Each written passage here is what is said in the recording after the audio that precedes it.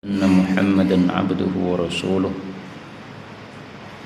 أما بعد, kaum muslimin rahimani wa rahimakumullah. Malam ini adalah malam genap, maka kita membahas fikih mazhab Syafi'i dari kitab yang ditulis oleh guru kami Syekh Hisham Al-Kamil Hamid hafizahullah ta'ala, yang beliau mensyarah atau menjelaskan kitabnya Al-Imam Abu Syuja' rahimahullahu ta'ala. Pada pertemuan yang lalu sudah kita bahas tentang salat jama' dan salat qasar. Sekarang beliau membahas bab yang baru, faslun salatul jum'ah, bab tentang salat Jumat. Beliau mengatakan wa syaraitu wujubil jumu'ati sab'atu asya'. Syarat-syarat wajibnya salat Jumat ada 7. Syarat yang pertama adalah al-Islam, beragama Islam. Jadi orang kafir tidak wajib salat Jumat. Maksudnya tidak wajib adalah kita tidak menuntut orang kafir untuk salat Jumat. Orang kafir pergi ke pasar hari Jumat, ya biarkan aja, nggak usah kita nahi mungkar atau amar ma'ruf menyuruh mereka Jumatan. Kenapa? Karena seandainya mereka Jumatan pun Jumatannya tidak sah, tidak diterima oleh Allah Subhanahu wa taala. Tapi dari sisi kewajiban di hadapan Allah, tetap orang kafir wajib Jumatan. Sehingga orang kafir besok di akhirat disiksa oleh Allah di dalam neraka. Salah satu sebabnya kenapa disiksa, karena tidak Jumatan. Orang kafir disiksa karena tidak salat 5 waktu. Orang kafir disiksa karena tidak mengeluarkan zakat. Orang kafir disiksa karena tidak puasa Ramadan, dan semua kewajiban-kewajiban Islam mereka disiksa karena meninggalkannya. Kemudian syarat yang kedua adalah al-bulughu, balik. Berarti anak kecil yang belum balik tidak wajib Jumatan. Maka Rasulullah bersabda, al-jumu'atu haqqun wajibun ala kulli muslim illa arba'ah. Jumatan adalah wajib bagi setiap muslim kecuali 4. 4 itu siapa saja? Perempuan, anak kecil, orang sakit, dan budak. Tambah satu lagi dalam hadis yang lain, musafir, tidak wajib Jumatan. Yang disebut balik adalah kalau seseorang sudah mengalami salah satu dari 4. Pertama, kalau dia sudah mengalami haid, tapi ini hanya untuk perempuan. Yang kedua, kalau dia sudah mengalami mimpi basah. Yang ketiga, kalau dia sudah mengalami tumbuh rambut pada kemaluan. Yang keempat, kalau dia sudah mengalami usia 15 tahun. Dan nomor 2, 3, 4 ini semuanya berlaku untuk laki dan perempuan. Kemudian syarat ketiga, wal aqlu, dan berakal. Maka orang gila tidak wajib Jumatan. Orang gila hari Jumat ngeluyur, tidak usah kita amar ma'ruf nahi mungkar kepada dia, ayo Jumatan. Karena sama saja dia Jumatan atau tidak sah untuk dia. Syarat yang keempat, wal hurriyatu, dan merdeka. Maka budak tidak wajib Jumatan. Dalilnya hadis yang saya bacakan tadi, riwayat Abu Dawud dan derajatnya sahih. Syarat yang berikutnya, yang kelima, adz-dzukuriyah, laki-laki. Berarti perempuan tidak wajib Jumatan. Dan perempuan tidak wajib Jumatan ini termasuk keindahan hukum Islam. Karena seandainya Jumatan itu wajib bagi laki dan perempuan, itu sebagian umat Islam akan terkena madharat. Madharatnya apa? Satu keluarga anaknya banyak, masih kecil-kecil. Misalnya anaknya 10 misalnya. Teman saya usia sekitar 45, anaknya belasan, 12 kalau nggak salah. Nah ini anaknya 12 masih kecil-kecil. Kalau ibunya Jumatan, maka otomatis semuanya ikut Jumatan. Nggak bisa ditinggalkan di rumah, nggak ada pembantunya. Nah, jadi rame nanti Jumatan di masjid, malah pada tengkar anak-anak kecil ini mengganggu. Maka perempuan tidak wajib Jumatan, ini sesuatu yang sangat bagus di dalam Islam. Ini menunjukkan keindahan agama Islam. Kemudian yang keenam, wasihhatu, sehat. Berarti kalau sakit tidak wajib Jumatan. Tapi tentu saja yang dimaksud sakit adalah sakit yang menyebabkan termadoroti kalau tetap Jumatan. Sehingga sakit panu tidak termasuk di sini. Karena orang sakit panu tidak masalah Jumatan, tidak mengganggu sama sekali. Syarat yang ketujuh adalah al-istitan. Dia seorang yang mukim. Maka orang yang mukim wajib untuk Jumatan. Yang tidak mukim tidak wajib untuk Jumatan. Inilah yang dipilih oleh penulis kitab ini. Maka musafir tidak wajib Jumatan meskipun dia mendengar adzan. Panjenengan safar dari Solo ke Jawa Timur naik mobil, tengah-tengah safar pada hari Jumat mendengar adzan berkumandang, adzan Jumat. Apakah wajib mampir di masjid? Tidak wajib menurut pendapat kitab ini. Tapi memang ini masalah khilafiyah. Sebagian ulama berpendapat seorang musafir wajib Jumatan apabila dia mendengar adzan Jumat. Tapi madhab ini kadang-kadang susah. Susahnya bagaimana? Kita naik bis, supirnya bukan kita, kita hanya penunggang saja, penumpang saja. Kemudian terdengar Jumatan, adzan Jumat. Apakah wajib kita Jumatan? Kalau wajib Jumatan, kita harus menghentikan bisnya, maka sopirnya tidak mau menunggu kita, berarti kita sudah kehilangan uang, harus cari bis lagi. Nah, seperti ini termadoroti. Karena itu sangat bagus atau sangat mudah kalau kita mengikuti pendapat mazhab ini, yaitu musafir tidak wajib Jumatan meskipun dia mendengar adzan. Karena Rasulullah bersabda, la jumu'ata ala musafir, tidak ada kewajiban Jumat bagi seorang musafir. Hadis diriwayatkan oleh Baihaqi, disahihkan oleh Al-Albani. Kaum muslimin rahimani wa rahimakumullah. Kalau saya bersafar dari Solo ke Surabaya, di sana saya tinggal di rumah mertua saya. Tapi tinggal saya adalah selama 4 hari atau lebih. Sudah niat saya mau tinggal 4 hari atau lebih. Nah, ketika saya tinggal di rumah mertua saya 4 hari atau lebih, meskipun posisi saya sebagai musafir karena saya akan balik lagi ke Solo, saya bukan orang sana, tapi kondisi saya ketika tinggal itu disebut orang mukim, ya. Jadi musafir tapi sedang mukim. Maka hukum mukim berlaku untuk saya.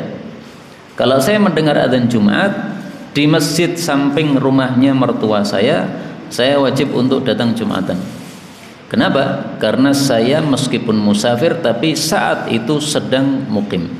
Itu kalau tinggalnya 4 hari atau lebih. Kalau niatan 4 hari atau lebih.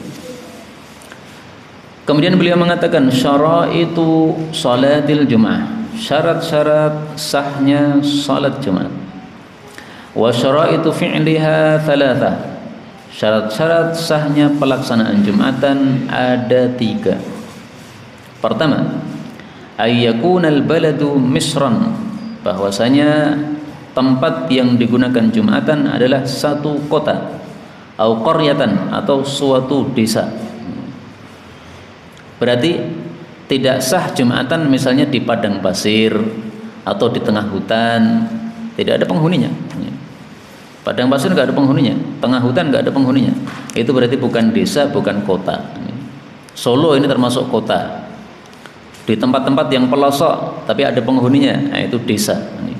Apa sih perbedaan kota dengan desa?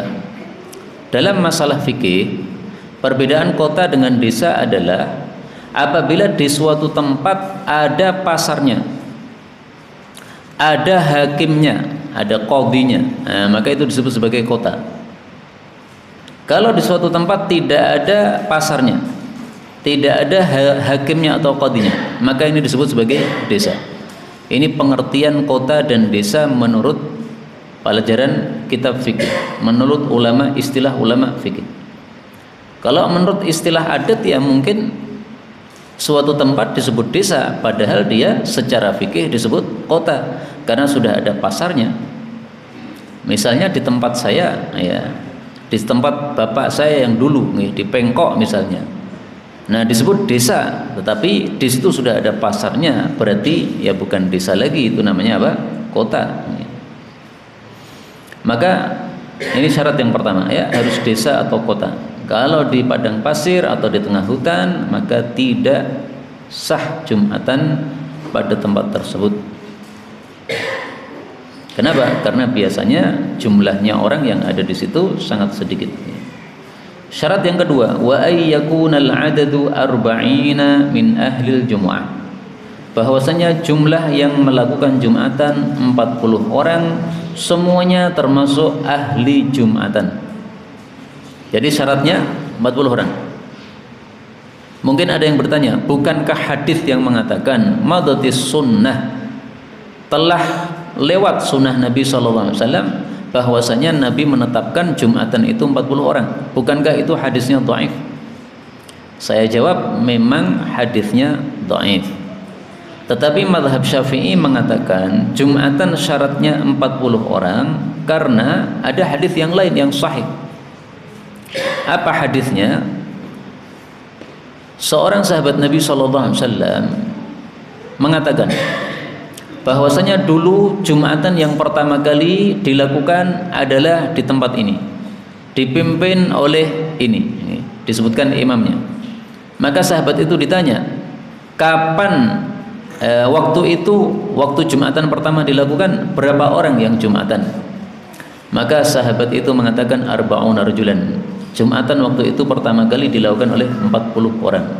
Seolah-olah dia mengatakan, dulu sebelum 40 orang kami belum Jumatan, tapi setelah kumpul 40 orang maka barulah kami mengadakan Jumatan. Nah, ini dalilnya mazhab Syafi'i yang mengatakan bahwa syarat Jumatan harus 40 orang.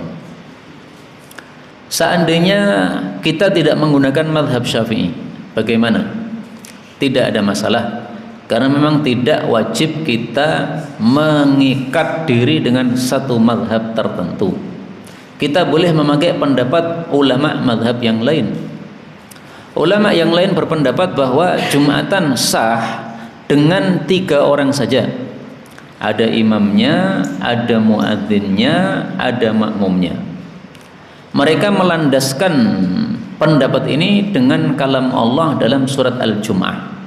Dalam surat Al-Jum'ah Allah mengatakan, idza nudiya, apabila dipanggil, yaitu adzan, lis-salati, untuk salat, mi yaumil jumu'ah, pada hari Jumat, fas'au, maka bergegaslah, yaitu ada makmumnya yang bergegas menuju ke masjid, ila dzikrillah, menuju kepada zikrullah, yaitu khutbah Jumat. Berarti ada yang menyeru, yaitu muadzin, ada yang datang, yaitu makmum, ada yang menyebutkan zikir, yaitu khatib. Khutbah itu disebut zikir, zikrullah, karena dalam khutbah pasti menyebutkan ayat-ayat Al-Quran dan sabda-sabda Nabi Sallallahu Alaihi Wasallam atau sejenis itu. Nah, maka sah 3 orang untuk melakukan Jumatan. Boleh kita melakukan, mengikuti pendapat tersebut, tidak ada masalah. Kalau dalam mazhab Syafi'i harus 40 orang, dan 40 orangnya harus ahlul Jum'ah, harus ahli Jumatan. Yang dimaksud ahli Jumatan adalah orang-orang yang wajib Jumatan. Maka harus tadi laki-laki, merdeka, dewasa, dan seterusnya tadi, syarat-syarat yang sudah kita bahas tadi. Seandainya 40 itu misalnya 35-nya laki-laki, 5-nya perempuan, nah, itu belum sah untuk Jumatan menurut mazhab Syafi'i. Kenapa? Karena yang wajib Jumatan hanya 35. Adapun 5 tadi perempuan itu tidak wajib Jumatan, itu enggak kehitung. Yang dihitung adalah yang wajib Jumatan, harus 40 orang. Kemudian syarat ketiga, wa ayyakunal waqtu baqiyan, bahwasanya waktu Jumatan masih tersisa. Fa in kharajal waktu, kalau waktunya sudah lewat, sudah habis, au udimatis syurutu, atau syarat-syarat tadi tidak ada salah satunya, sulliyad duhran, maka dilakukan sholat duhur, yaitu 4 rakaat. Jadi kaum muslimin rahimani wa rahimakumullah, syarat yang ketiga, salat Jumat harus dilakukan pada waktu yang ditetapkan oleh Allah Subhanahu wa taala. Kapan itu? Sejak tergelincir matahari sampai dengan masuk waktu asar. Kalau sudah masuk waktu asar, baru dikumandangkan adzan Jumat. Karena ini semua satu kampung ketiduran semua misalnya. Meskipun itu sesuatu yang aneh, tapi seandainya begitu. Semuanya ketiduran, waktu asar baru mereka bangun, kemudian adzan Jumat. Nah, maka tidak sah untuk sholat Jumat. Kenapa? Waktunya sudah habis. Terus gimana? Sholat duhur berjamaah, sholat duhur. Namanya sholat qadha karena waktunya sudah habis, sudah tidak pada waktunya lagi. Demikian juga ibu-ibu yang sholat di rumah, tidak sholat Jumat, maka sholatnya adalah sholat duhur 4 rakaat. Karena apa? Karena Jumatan itu ada syarat-syaratnya. Lah ibu-ibu sholatnya di rumah sendiri-sendiri, itu bukan sholat Jumat namanya. Sholat Jumat kan ada khutbahnya. Nah, panjenengan di rumah tidak pakai khutbah, berarti itu bukan sholat Jumat, itu sholat duhur. Dan ini sudah disepakati oleh para ulama bahwasanya siapapun yang tidak sholat Jumat maka sholatnya menjadi 4 rakaat sholat duhur. Ini sepakat ulama salaf, sehingga tidak boleh menyelisihi kesepakatan ulama seperti ini. Kalau menyelisih kesepakatan para ulama, maka berarti pendapatnya pasti salah. Apakah ada orang yang menyelisih pendapat sepakatan ulama ini? Ada. Kalau tidak salah, namanya Imam Dawud atau yang lainnya saya lupa ya. Dia berpendapat sholat Jumat dilakukan dimanapun tetap 2 rakaat. Di rumah sendiri tetap 2 rakaat. Nah, itu pendapat yang menyelisihi kesepakatan ulama salaf. Ini adalah pendapat yang salah, jangan diikuti. Kemudian beliau mengatakan faraidu salatil Jum'ah, kewajiban-kewajiban di dalam ibadah salat Jumat. Beliau mengatakan wa faraiduha thalathatun, kewajiban-kewajiban ibadah Jumat ada 3. Yang pertama, khutbatani, 2 kali khutbah. Yaqumu fihima, dia berdiri pada 2 khutbah tadi. Wa yajlisu bainahuma, dan dia duduk di antara 2 khutbah tadi. Ini adalah kewajiban pertama. Khutbahnya harus 2, tidak boleh 1. Kalau khutbahnya cuma 1 maka tidak sah. Kenapa? Karena tidak memenuhi syarat. Maka harus 2 kali, yaitu 2 khutbah. Cara 2 khutbah bagaimana? Berdiri, kemudian duduk istirahat, kemudian berdiri lagi, kemudian selesai.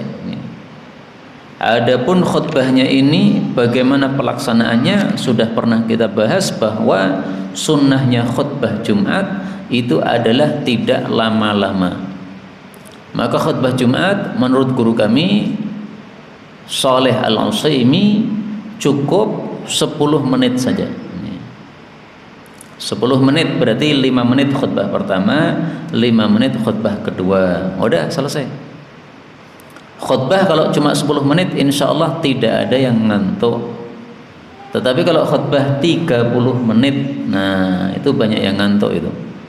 Siang hari jam tidur, khutbahnya 30 menit kelamaan, maka pada tidur. Jadi ketika pada tidur ini bukan kesalahan murni pada para pendengar, tapi kesalahan juga pada khatib Jumatnya yang khutbahnya terlalu lama.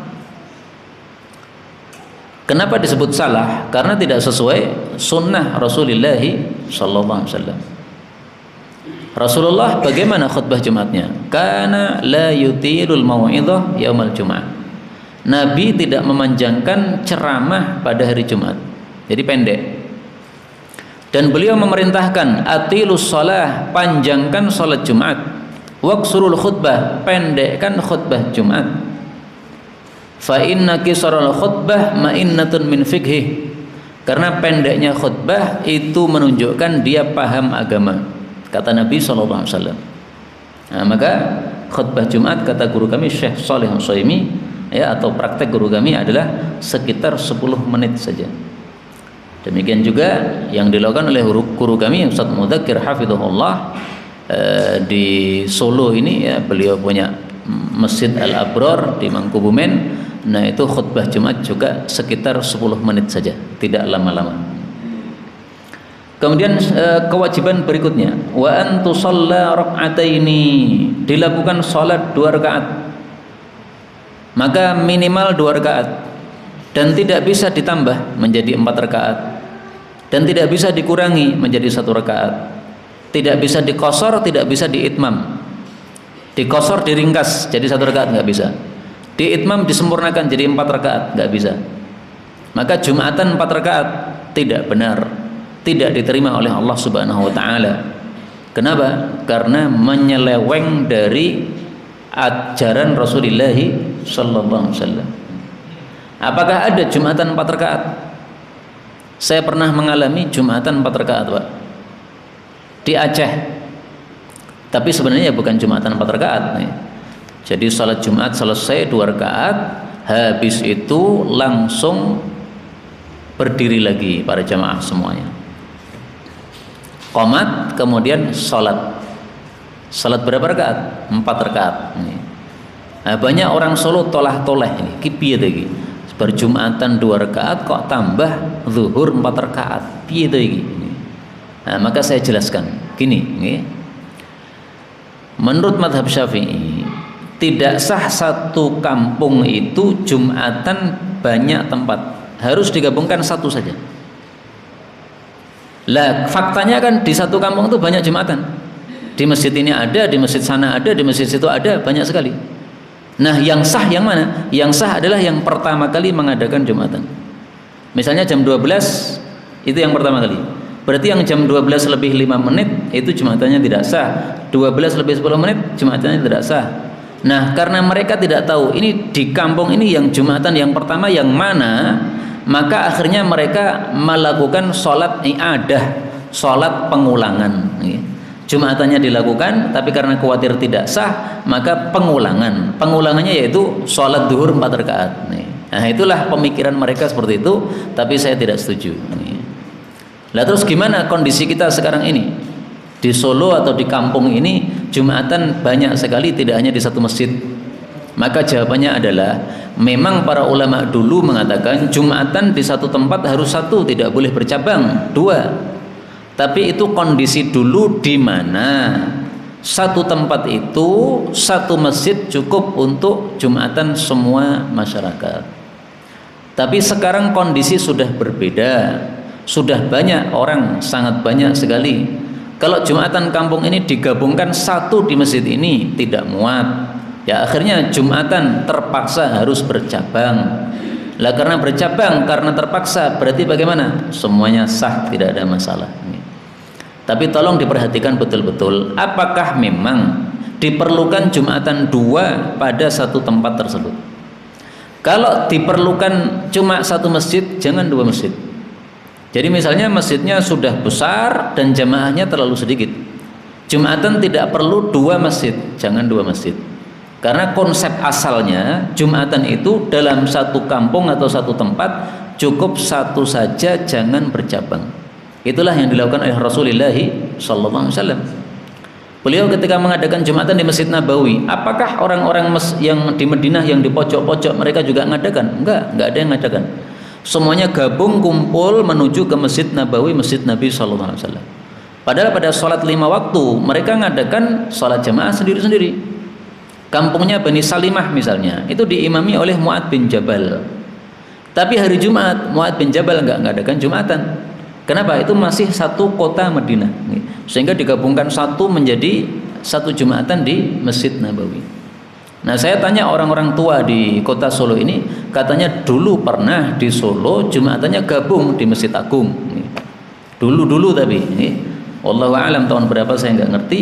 Nah, itulah sesuai dengan kondisi pada saat itu bisa digabungkan satu di Masjid Agung. Tapi sekarang kalau semua orang Solo gabung di Masjid Agung, tampaknya tidak cukup. Nah, maka wajar kalau kita mengadakan Jumatan di tempat kita masing-masing. Kemudian kewajiban yang ketiga, fi jama'atin, harus 2 rakaatnya tadi berjamaah. Jadi tidak disebut Jumatan kecuali berjamaah. Tidak disebut Jumatan kecuali ada khutbah. Maka wanita-wanita yang sholat di rumah itu bukan Jumatan, karena dia sholat tanpa khutbah. Meskipun berjamaah tidak disebut Jumat karena dia tidak ada khutbahnya. Sehingga kalau para perempuan sholat di rumah meskipun jamaah tetap sholatnya 4 rakaat sholat duhur. Kemudian kaum muslimin rahimani wa rahimakumullah, dibahas juga oleh guru kami Syekh Hisham Kamil rukun-rukun khutbah Jumat. Beliau mengatakan arkanu khutbatail Jum'ah, rukun-rukun 2 khutbah Jumat. Yang pertama, hamdulillahi ta'ala, memuji kepada Allah subhanahu wa ta'ala. Misalnya mengucapkan innal hamdalillah nahmaduhu wa nasta'inuhu wa nastaghfiruh. Rukun yang kedua, as-salatu ala Rasulillah sallallahu alaihi wasallam, membaca salawat kepada Nabi sallallahu alaihi wasallam. Minimalnya Allahumma sholli ala Muhammad, itu minimalnya. Paling sempurna, paling bagus, paling utama adalah salawat Ibrahimiyah, yaitu yang ada wa ala kama shallaita ala Ibrahim wa ala ali Ibrahim innaka Hamidum Majid. Itu yang paling utama. Yang ketiga, al wasiyatu bit taqwa, hendaklah mewasiatkan takwa. Wasiat takwa ini bebas, bagaimanapun kalimatnya terserah. Yang penting menunjukkan takwa. Misalnya, bapak-bapak takwalah kepada Allah, kaum muslimin takwalah kepada Allah, atau kaum muslimin taatlah kepada Allah, atau kaum muslimin jangan membangkang terhadap Allah. Nah, itu semuanya takwa. Takwa, taat kepada Allah, tidak membangkang kepada Allah, itu semuanya takwa. Sehingga boleh dengan bahasa apapun, bebas, terserah, tidak harus usikum bitaqwallah. Rukun yang keempat, qiraatu ayatin mufhimatin fi ihdal khutbatain, membaca satu ayat yang bisa dipaham pada salah satu dari 2 khutbah. Jadi untuk rukun yang keempat ini tidak harus 2 khutbah ada semuanya, cukup 1 khutbah saja boleh. Khutbah pertama boleh, khutbah kedua boleh. 1 ayat, tapi ayatnya harus yang dipaham. Karena ada 1 ayat yang tidak dipaham. Contohnya misalnya di dalam Al-Quran ada ayat yang mengatakan waladallah wa innahum lakadzibun ala innahum min ifkihim layaqulun. Ini 1 ayat. Sungguh orang-orang kafir itu mereka mengatakan. Nah, begitu ayatnya. Ini kalau ayat dipotong saja, 1 ayat ini saja orang tidak paham. Orang kafir ngomong apa? Lanjutannya itu ayat berikutnya, waladallah. Orang kafir mengatakan Allah punya anak, wa innahum lakadzibun. Sungguh mereka orang-orang yang bohong, yang dusta. Nah, maka ini 1 ayat tidak cukup. Kenapa? Karena belum bisa dipaham. Harus disambung dengan ayat berikutnya. Adapun rukun yang 1, 2, 3 tadi, itu semuanya harus ada pada 2 khutbah. Memuji Allah harus ada pada 2 khutbah, salawat kepada Nabi harus ada pada 2 khutbah, wasiat takwa harus ada pada 2 khutbah. Rukun yang kelima, ad-du'a lil mu'minin bil khairi fi tsaniyah. Doa kebaikan untuk kaum mukminin pada khutbah yang kedua. Berarti rukun khutbah ini bisa dibagi 3. Ada yang harus ada pada 2 khutbah, ada yang harus ada pada salah satu dari khutbah, ada yang harus ada pada khutbah yang kedua. Nah, ini yang terakhir nih yang kita bahas, yaitu mendoakan kaum muslimin. Doanya apa? Bebas. Tapi paling bagus adalah doa Allahumma ghfir lil mu'minina wal mu'minat. Ya Allah, ampunilah mukmin dan mukminat. Kenapa? Karena dalam hadis yang sahih Nabi bersabda, barang siapa yang memintakan ampun untuk mukminin dan mukminat, dia mendapatkan pahala sejumlah mukminin dan mukminat. Jadi pahalanya berapa? Nggak bisa dihitung. Apa kita bisa menghitung jumlah muslim sejak Nabi Adam sampai kiamat? Nggak bisa kita hitung. Jumlah orang beriman tahun ini saja 2022, kita suruh ngitung kesusahan saking banyaknya mereka. Apalagi menghitung seluruh muslim yang ada di atas muka bumi sejak Nabi Adam sampai kiamat. Nah, itulah fadilahnya berdoa Allahumma ghfir lil mu'minina wal mu'minat. Jadi satu doa pendek tapi pahalanya orang bisa dihitung. Nah, itu terserah Allah yang ngasih pahala. Kita nggak bisa protes, ya Allah itu pahalanya kok banyak padahal doanya pendek. Nggak bisa protes kita. Terserah Allah Subhanahu wa ta'ala. Baik, kemudian beliau mengatakan hayatu salatil jumu'ati, hayat pada salat Jumat. Yang dimaksud hayat adalah sunnah-sunnah. Sebagaimana dalam pembahasan salat dulu ada kita bahas, ada rukun salat, ada sunnah salat, ada hayat salat. Nah, hayat salat itu sama dengan sunnah salat. Meskipun istilahnya tetap berbeda, ada perbedaan antara sunnah salat dengan hayat salat. Nah, di sini beliau membahas hayat salat Jumat. Maksudnya sunnah-sunnah pada salat Jumat atau adab-adab pada salat Jumat. Beliau mengatakan, hayatuha arba'u khisal. Adab-adab, sunnah-sunnah pada salat Jumat ada 4 perkara. Pertama adalah al-ghuslu, mandi. Jadi mandi Jumatan tidak wajib dalam mazhab Syafi'i. Bahkan 4 mazhab semuanya sepakat mandi Jumatan tidak wajib. Seandainya panjenengan dari pasar langsung datang ke masjid Jumatan, gimana? Sah. Tapi yang mesake yang samping panjenengan, dia batin kiwonge urung atus sambune keringet, kasihan.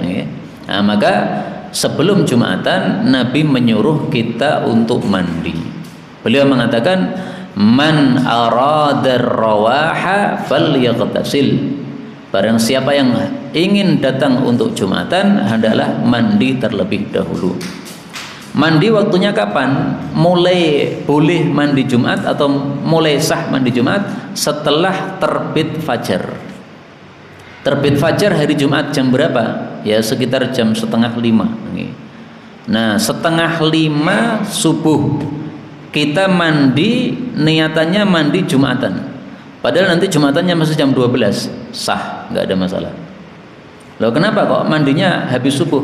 Ya karena biasanya saya mandi habis subuh. Habis itu saya kemudian berangkat kerja ke kantor. Nah, di kantor tidak keringatan karena ruangannya ber-AC, sehingga nanti Jumatan saya tidak perlu mandi lagi, nggak apa-apa. Tapi kalau panjenengan mandi habis subuh, setelah selesai sholat subuh kemudian mandi, niatannya Jumatan. Habis itu kerja jadi tukang batu. Nah, itu nanti langsung Jumatan, tidak boleh. Kenapa? Karena keringatnya bercucuran sangat banyak. Jadi orang berbeda-beda. Kalau dia kerja tidak bercucuran keringat seperti tadi di kantor, maka nggak usah mandi lagi, nggak apa-apa. Karena mandinya sudah sah, yaitu setelah terbit fajar. Tapi kalau mandinya sebelum terbit fajar, maka tidak sah mandinya untuk Jumatan meskipun dia tidak keringatan setelah itu. Misalnya panjenengan hubungan suami istri malam Jumat, habis itu mandinya sebelum subuh jam 3:30. Habis itu sholat subuh terus kerja di kantor, tidak ada keringat sama sekali, bahkan di kantor nyaman sekali, ruangan ber-AC enak, saking enaknya ngantuk. Nah, nanti Jumatan mandi lagi tidak harus Jumatan harus mandi lagi. Kenapa? Karena tadi mandinya sebelum subuh, berarti belum memenuhi syarat untuk disebut sebagai mandi Jumatan.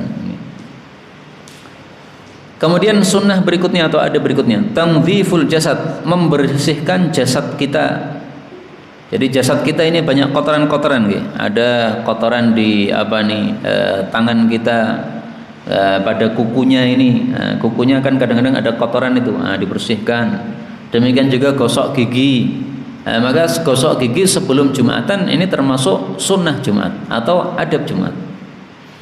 Kemudian ada berikutnya lubsus thiyabil bid, memakai baju yang putih. Maka khusus Jumatan tolong disediakan baju putih. Panjenengan sholat biasanya pakai baju hijau, merah, hitam atau seperti saya ini coklat, silahkan. Tapi khusus Jumatan tolong disiapkan baju putih. Loh, bagaimana kalau saya tidak punya baju putih? Ya tetap sahnya sah, tapi kurang utama. Karena ini termasuk adab hayat Jumatan. Adab hayat Jumatan adalah pakai baju putih. Jadi sangat bagus seandainya semua yang datang Jumatan semuanya putih semuanya, sangat bagus sekali. Ini lebih utama daripada beluntang-belunteng, ya, ada yang putih, ada yang hitam, ada yang merah. Nah, lebih bagus kalau semuanya putih-putih, insya Allah menambah kekhusyuan di dalam sholat Jumat kita. Kemudian wa akhdhu dhufri wa tib, dan memotong kuku dan memakai parfum. Maka kuku ini paling bagus setiap Jumat kita perhatikan, panjang tidak, kalau panjang potong. Kemudian pakai parfum. Nah, parfum pakai alkohol boleh, tidak pakai alkohol boleh. Karena alkohol itu bukanlah minuman keras yang diharamkan dalam Quran. Alkohol parfum bukanlah minuman keras yang diharamkan dalam Al-Quran. Maka hukumnya berbeda. Kalau alkohol yang diminum yang disebut khamr itu memang najis, tapi alkohol parfum ini berbeda. Kemudian beliau mengatakan wa yustahabbul insat fi waqtil khutbah, disunnahkan diam pada saat khutbah berlangsung. Maka jangan bicara pada saat khatib berbicara. Boleh bicara pada saat khatibnya diam. Misalnya khatib duduk istirahat di antara dua khutbah. Nah, kita ngobrol nggak apa-apa. Ini mumpung khatibnya duduk, maka saya ngobrol. Boleh, tetapi kurang utama karena waktu Jumat adalah ada waktu mustajab. Lebih baik waktu tersebut kita gunakan untuk berdoa kepada Allah Subhanahu wa taala. Boleh seseorang bicara pada saat khutbah berlangsung, syaratnya bicaranya kepada khatib saja. Khatibnya salah, nah makmumnya mengingatkan, mohon maaf Pak Khatib, itu ayatnya yang dibaca salah. Oh yang benar gimana? Nah jadi terjadi dialog antara khatib dengan jamaah, nggak apa-apa. Karena Rasulullah pernah melakukan. Ada orang masuk Jumatan tiba-tiba langsung blek duduk. Oleh Nabi ditanya, wahai fulan, kamu tadi sudah sholat tahiyatul masjid belum? Dia mengatakan belum. Beliau mengatakan kalau begitu kamu bangkit dulu, kamu sholat tahiyatul masjid, tapi jangan lama-lama. Nah maka boleh dialog dengan khatib. Jangan seperti orang Arab Badui. Guru saya bercerita pernah dia diundang untuk khutbah Jumat di Arab Badui. Arab Badui orang desa yang nggak pernah ngaji itu. Maka khutbah beliau karena sangat dahsyat semangat, orang-orang Badui itu mereka saling tatap antar mereka. Isi khutbahnya beliau apa? Yaitu salah satunya isi khutbahnya dilarang bicara pada saat khutbah berlangsung. Tapi saking bagusnya khutbah beliau, maka orang-orang Arab Badui ini saling tatap kemudian mengatakan top, khutbahnya top. Padahal khutbahnya sedang berlangsung. Isi khutbahnya jangan ngomong pada saat khutbah, tapi malah mereka ngomong khutbahnya top. Nah, jangan seperti Arab Badui begitu. Mereka nggak pernah ngaji jadi nggak paham-paham. Nah, kita bukan orang Arab Badui, kita orang kota Solo ini harus paham cepat. Kemudian berikutnya, wa man dakhala wal imamu yakhthub, siapapun yang masuk masjid sementara imam sedang khutbah, shalla rakaatain, dia tetap salat tahiyatul masjid 2 rakaat, khafifatain, salatnya ringan saja jangan lama-lama, tsumma yajlis, baru kemudian dia boleh duduk. Ini mazhab Syafi'i. Berbeda dengan ini mazhab Maliki. Kalau mazhab Maliki mereka mengatakan siapa yang datang Jumatan dan imamnya sudah naik mimbar, maka tidak ada salat tahiyatul masjid untuk dia. Nah ini mazhab Maliki. Nah kita tinggal di Indonesia, mazhabnya mazhab Syafi'i. Kita pakai mazhab Syafi'i. Masuk masjid, imamnya khutbah, tetap salat sunnah 2 rakaat. Tapi jangan lama-lama. Baca apa? Fatihah saja, nggak apa-apa. Waladhdallin amin, Allahu Akbar, nggak apa-apa. Nah, nggak usah panjang-panjang. Nanti panjang-panjang malah kita belum selesai salat sunnah, imamnya sudah selesai khutbah, malah susah sendiri kita. Tapi kalau kita hidup di Maroko misalnya, Maroko pakai mazhab Maliki, nah mereka kalau ada yang datang terlambat, tidak ada yang sholat sunnah tahiyatul masjid. Kalau kita di sana pakai mazhab Syafi'i, nanti semua orang noleh, ki wong ngendi ya, sholat sunnah tahiyatul masjid padahal imamnya sudah khutbah. Tapi dua pendapat ini yang lebih kuat insyaallah taala pendapat mazhab Syafi'i. Kenapa? Sesuai sunnah Rasulullah sallallahu alaihi wasallam seperti hadis yang sudah saya sampaikan tadi. Inilah kaum muslimin rahimani wa rahimakumullah, fikih tentang khutbah Jumat dan salat Jumat secara ringkas dari kitab yang ditulis oleh guru kami, syarah terhadap matan Abi Syuja'. Mudah-mudahan ada manfaatnya, benarnya dari Allah Ta'ala. Kalaupun ada salahnya, fa astaghfirullahal azim li wa lakum. Insyaallah pada pertemuan berikutnya membahas tentang salat Idul Fitri dan Idul Adha dan salat-salat sunnah yang lainnya. Sisa waktu kalau ada pembahasan dipersilahkan.